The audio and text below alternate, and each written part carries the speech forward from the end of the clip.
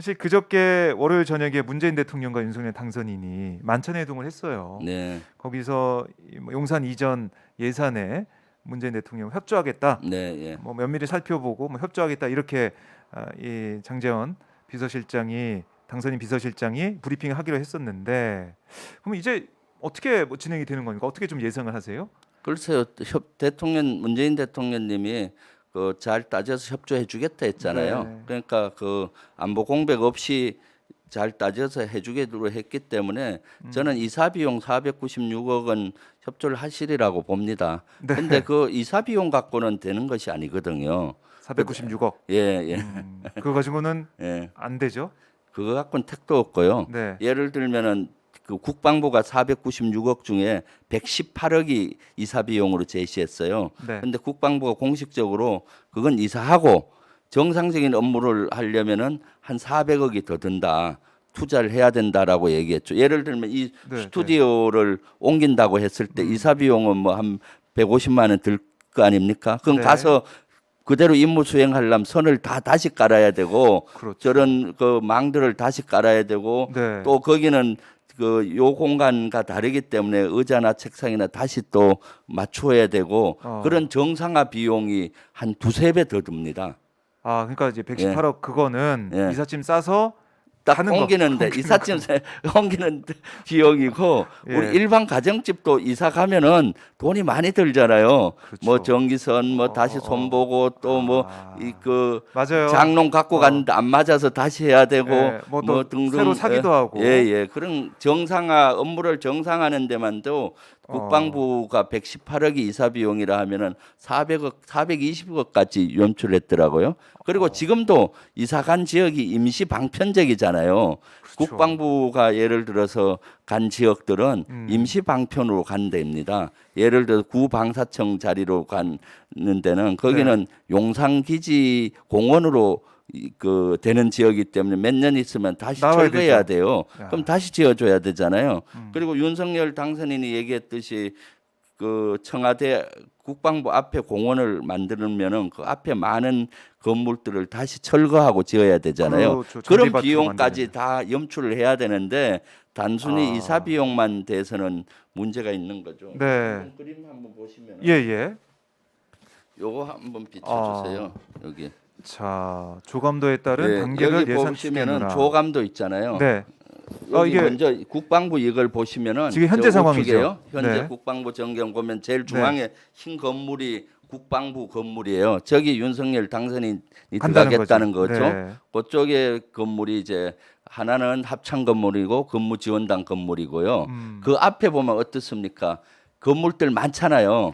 시설 그러게요. 본부도 있고 저기 헬기장도 있고 뭐 음. 한 7개 내지 8개 시설이 있고 다양한 부대나 부서가 있습니다. 네. 일단 임시방편으로 저런데 흐트러뜨리 저기도 꽉 찼지만은 저 우측 조감도처럼 저렇게 하려면은 저기 윤석열 당선인이 발표한 대로 하려면 저 건물들을 다 철거해야 되지 않습니까? 그렇죠. 철거하면 어떻게 해요? 철거해야 새로 되죠. 지어줘야 되잖아요. 음. 신축. 그런 예산들까지 사실은 종합 마스터 플랜이 필요한데 종합 마스터 플랜 없이 임시 방편으로 하고 끝 손 터는 거죠. 그럼 너무나 무책임한 거 아닙니까? 저거 금방 또 저렇게 해야 되는 것들인데 그러니까 제가 그래서 보니까 한 저런 걸 하려면 한 4단계 정도는 해야 돼요. 단계별로. 그래요? 1단계 이사 네, 임시 네. 방편으로 이렇게 들어간다. 2단계 아까 정상화하는데 정상적으로 업무하도록 만들어 줘야 되잖아요. 뭐 선도 예, 연결하고 연결하고 집기도 그거 만들고. 얼마. 그다음에 이제 좀 시간을 가지고 새로 지어 줘야 되는 거죠. 저 앞에 있는 건물이라든가 구방사청으로 가는 옮겨야 되니까. 옮겨야 되니까 네. 신축은 어디다가 하고 신축 예산은 얼마다.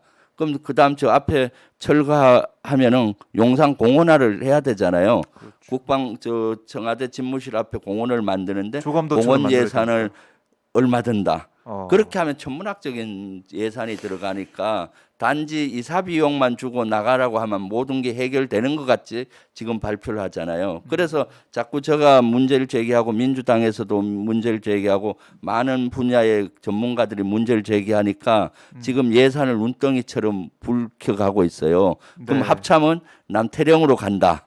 한 1,200억 들 것이다. 네. 그다음 간저는 새로 지을 수 있다. 음. 간저 예산은 아직 뽑지도 못했어요. 지금 한남동으로 간다고 했는데 그다음에 그럼 거기 국빈 방문했을 때는 어떻게 합니까? 기자가 물으니까 그러면 지금 청와대에 있는 영빈관을 쓸 수도 있다. 당분간 새로 지어야 되지 않 지을 때까지는 예. 그럼 짓는 예산은 포함이 안 돼 있잖아요. 그렇네요. 그러니까 지금 이런 것들이 보시면은 아, 요 그림 한번 비춰 주세요. 여기. 네. 여기 청와대 보면은 영빈관, 예, 예. 국방부 지금 제일 지무실수. 위가 여기 청와대 지역이잖아요. 제일 위에. 네. 지금은 청와대에서 모든 걸 해결을 하잖아요. 그 관저도 NS도 있고, 관저도 지무실도 있고 영빈관도 있고. 네. 근데 국방부로 가면은 낮에는 국방부에서 근무하시잖아요. 네. 그런데 이제 저녁에는 어떻게 합니까? 거기는 관저가 없으니까 우측에 보면 저 한남동 관저 저기 육군 참모총장 공간을 쓰신다고 했잖아요. 네. 그 다음에 이제 기빈이 오면은 현재 청와대 영빈관도 그대로 쓰시겠다라고 했죠. 그럼 세 개 지역이 어떻습니까?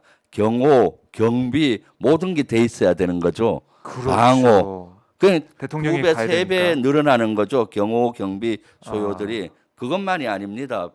공중에서의 비행 금지 구역이든 예. 한남동 지역은 고도 제한이 저쪽 국방부 지역하고 똑같이 돼야 돼요.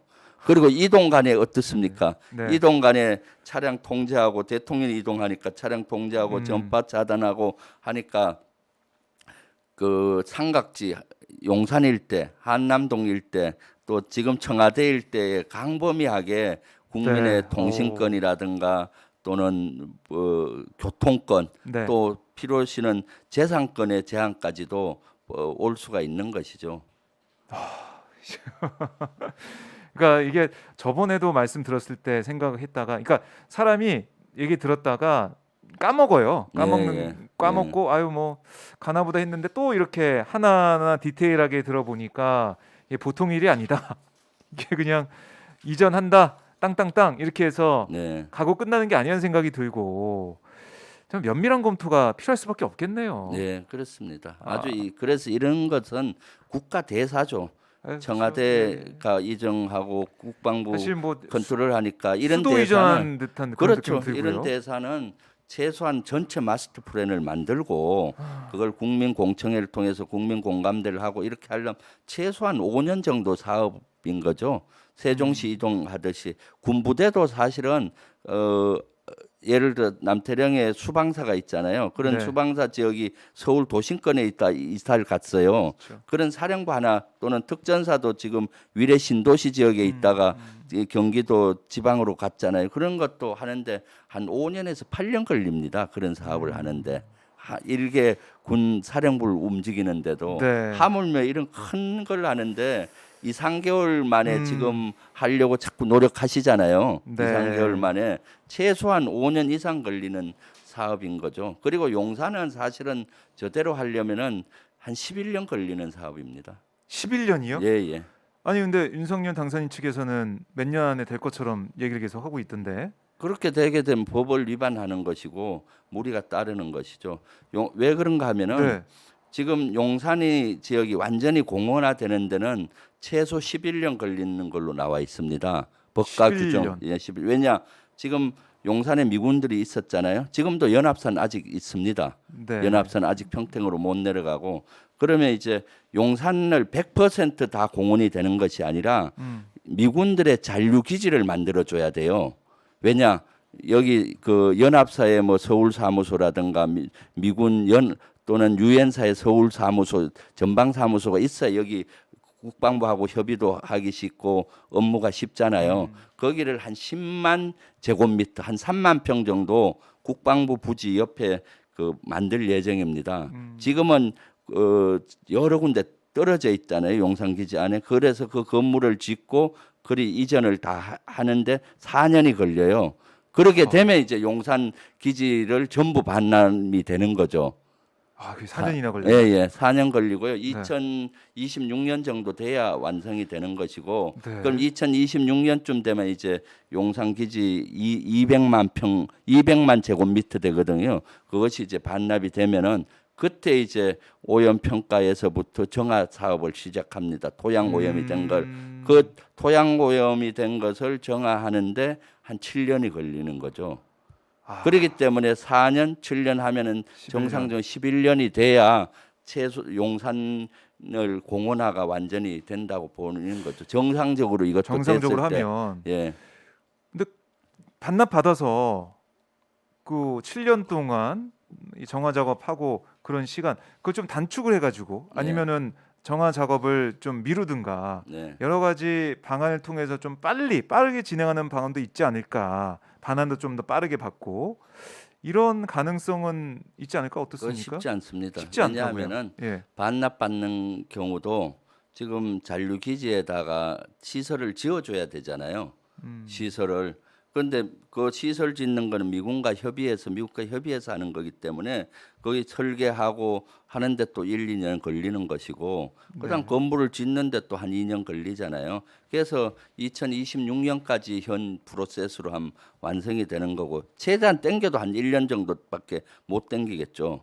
그다음에 이제 특히 토양 정화는 네. 시간이 대단히 오래 걸리는 겁니다. 거기는 이제 용산 기지를 단계별로 이렇게 반납 받더라도 바로 토양을 정화하는 게 아닙니다. 전부 반납을 받고 난 다음에 해야 되는 사업이에요. 아 이게 따로따로 안 돼요? 따로따로 어렵죠. 부분적으로는? 왜냐하면은 토양 오염은 여러 가지 종류로 오염이 될 수가 있어요. 그냥 자연적으로 오염될 수가 있고 중금속 오염된 토양이 있을 수가 있고 기름 같은 게 유출돼서 됐잖아요. 네. 그런 것들을 오염을 그 정화하는 방법은 여러 가지 방법이 있어요. 그리고 요 일부 지역에서는 세 개 다 염출이 될 수가 있어요. 그래서 일반적으로 토양이 오염된 것은 이제 약품을 처리해서 이렇게 하는데 그게 한 2년 정도 걸리는 거죠. 그리고 예를 들어 기름 유출된 토양은 어떻게 정화하느냐? 물로 씻어내야 돼요. 네. 물로 씻어내고 그 다음에 약품 처리를 해서 정화하는 건데 그렇게 하려면은 공장을 지어야 돼요. 정화 시설을 그냥 물로 씻는 것이 이렇게 하는 게 아니라 그런 시설을 만들거든요. 그 네. 시설 만드는데도 한 6개월은 걸려요.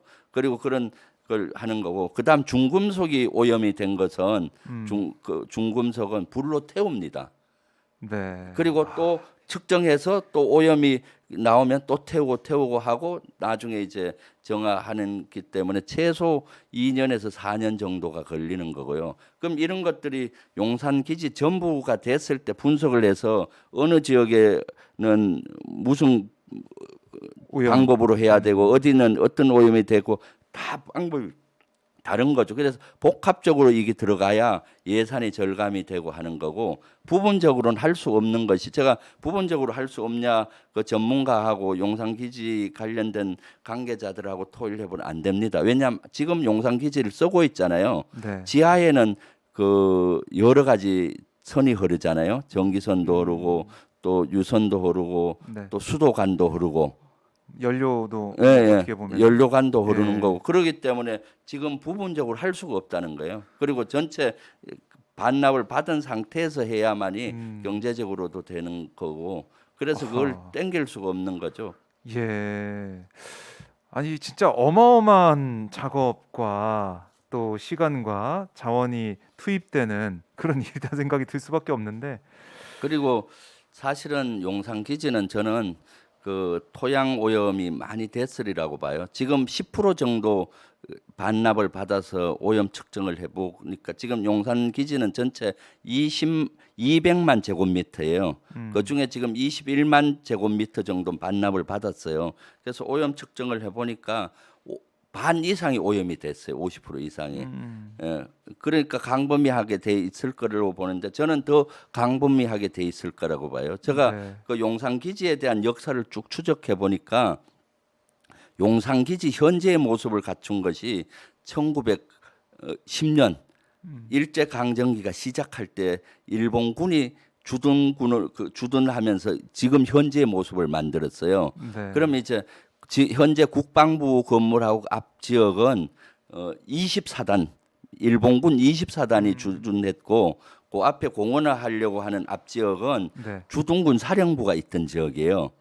그리고 그 뒤에 보면 전쟁 기념관하고 그쪽 있잖아요. 거기는 연대들이 있던 데고 24단 이하 연대. 네. 그럼 사단 사령부는 어떤 구조로 돼 있느냐? 사령부는 전쟁을 연대를 지원하잖아요. 그럼 거긴 정비대도 있고 수송부도 있고 보급대도 있고 뭐 이런 시설을 사단에서 지원을 해줘요. 네. 그러면 정비대에 있으면 그 기름이 유출됐을 거고 수송부도 그렇고 보급대도 그렇고 그 지역은 광범위하게 더 많이 됐을 것 같고 이 110년 전만 해도 오염에 대한 개념이 없었어요. 사실 우리나라도 이제 환경 오염 이런 데 관심을 가진 지가 불과 한 40년도 채 안 될 겁니다. 그 전에는 그런 개념들이 별로 없으니까 쓰레기든 뭐 유류든 이런 것들을 그냥 지하 웅덩이 파고 엿을 확률이 많고 뭐 예를 들어서 그러니까 광범위하게 그런 데가 오염이 돼 있을 수 있죠. 그리고 일본군은 이미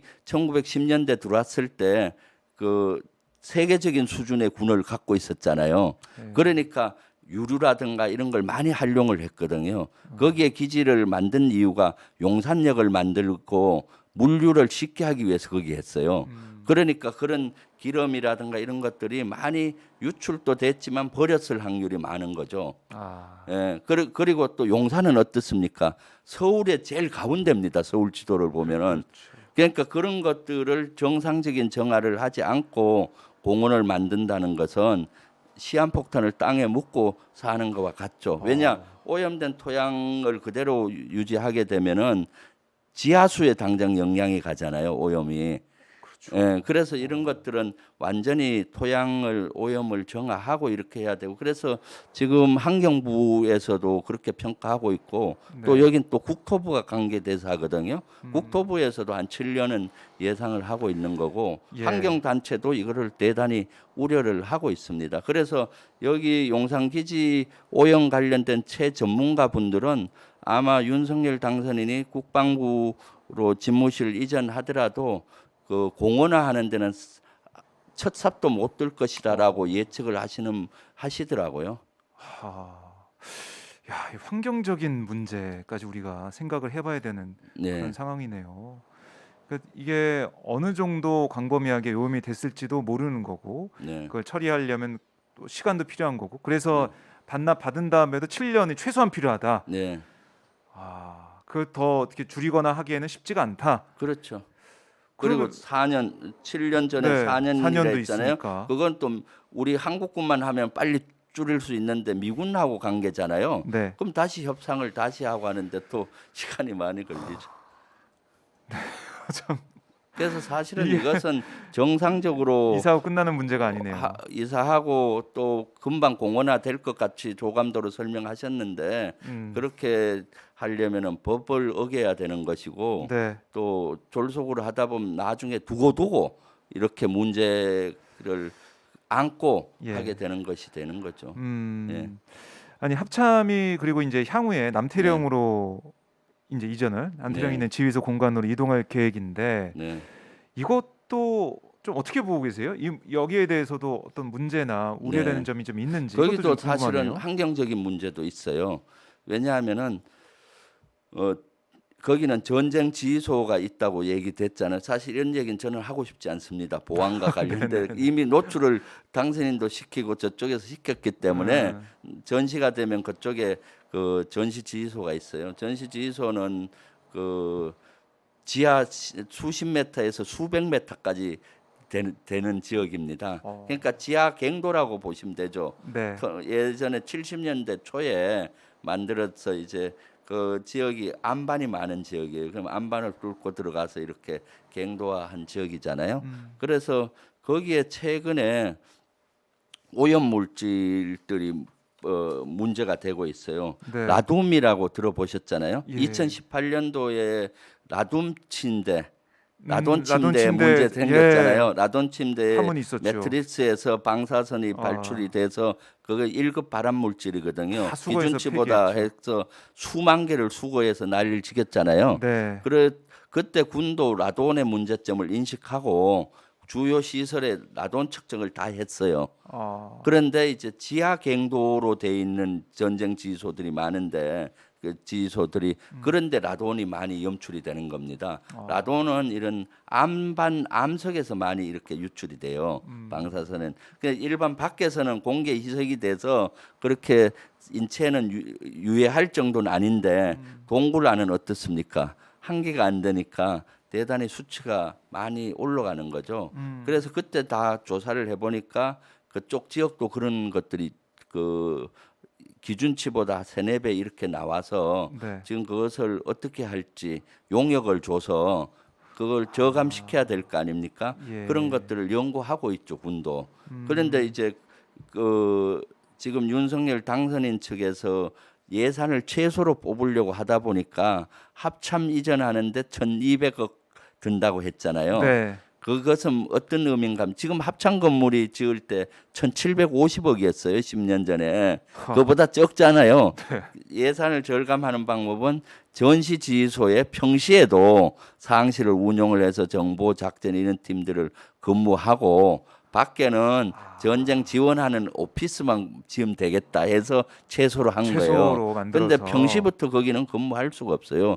지하 수백 미터에서 평시에 근무를 할 수가 없고 지금 라돈도 검출이 되고 하기 때문에 더 못하는 건강 문제도 환경이고 있고. 지하 수백 미터에서 이렇게 근무하게 하는 데는 북한도 그런 갱도들이 많은데 북한도 평시에 그런데 근무하게 안 해요.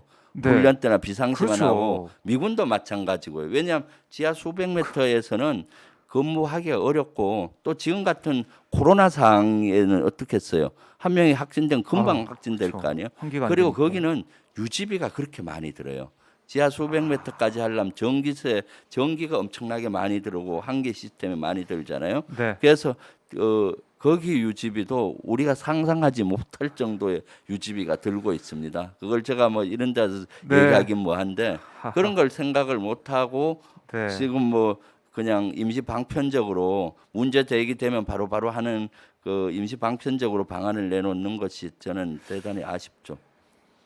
이거 따져봐야 될 게 진짜 많습니다. 그렇죠. 그래서 꼼꼼하게 이런 보니까. 국가적인 대사는 네. 최소한 충분한 시간을 가지고 여러 분야의 전문가들의 의견을 들어가면서 마스터 플랜을 작성하고 네. 해 가야 되는 건데 이런 마스터 플랜 없이 가다 보니까 문제가 한두 개가 아닌 거죠. 이게 계속 나올 것 같은데. 예.